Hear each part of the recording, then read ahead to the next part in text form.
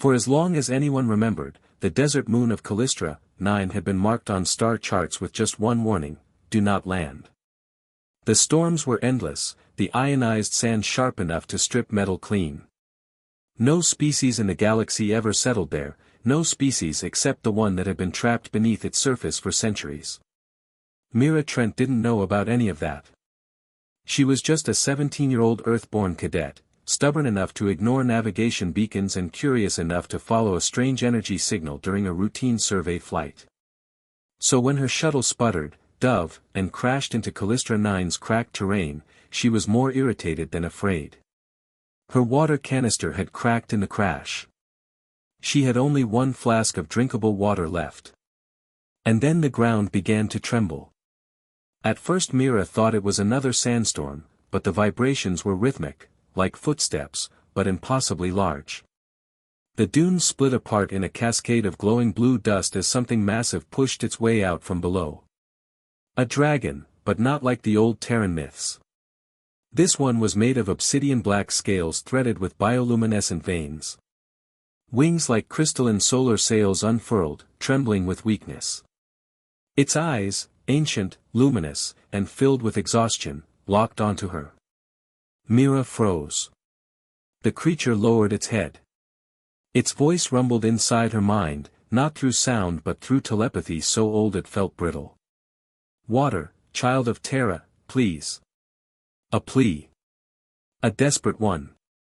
Mira swallowed hard. You can talk.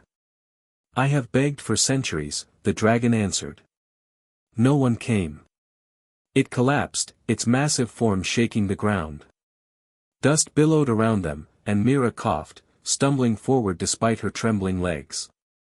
Hey, don't die, she shouted, slapping the dragon's snout because she didn't know what else to do. I'm not even supposed to be here.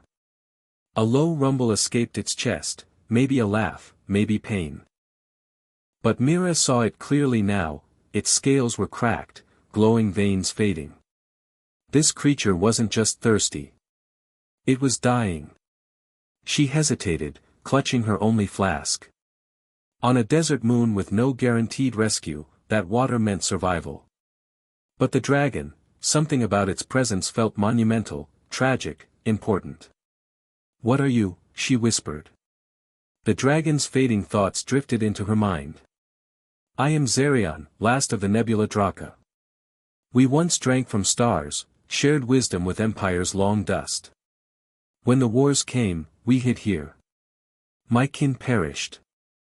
I remained, trapped beneath shifting sands, without light, without water. But your species.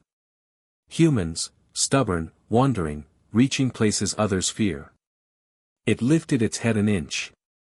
You are the first living being I have seen in 320 cycles. Mira's chest tightened.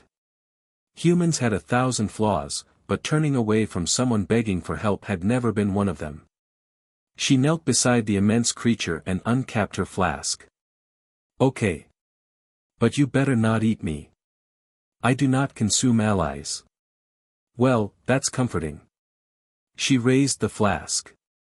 Open your mouth. The dragon parted its jagged crystalline jaws.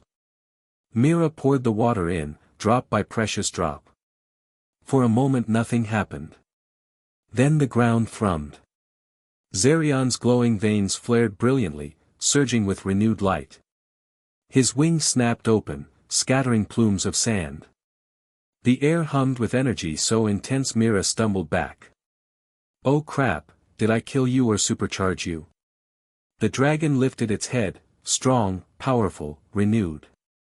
Human child, you saved me. But I barely gave you anything. For my kind, water is a catalyst. A spark. Your offering revived ancient systems within my body. A gift greater than you know. Mira blinked. So, you're not dying anymore? No.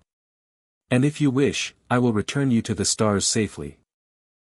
She sat in the sand, overwhelmed by the absurdity. I saved an ancient alien dragon with one flask of water. HFY moment, I guess. HFY. It means human for the win. Something we say when humanity does something unexpectedly awesome. The dragon's mental voice resonated warmly. Then let it be known across the void, the last Draka lives because a human showed compassion. A blast of blue energy swirled around her as Zarion lowered himself, inviting her to climb onto his back. Mira hesitated only a second before scrambling up. "Alright, big guy. Let's get off this rock." With a thunderous burst, they launched into the sky, cutting through sandstorms, breaking past the moon's atmosphere, and rising into the shining expanse of space. As the stars blossomed around them, Zarion whispered, "Your people wander boldly. Perhaps, it is time the Draka did as well."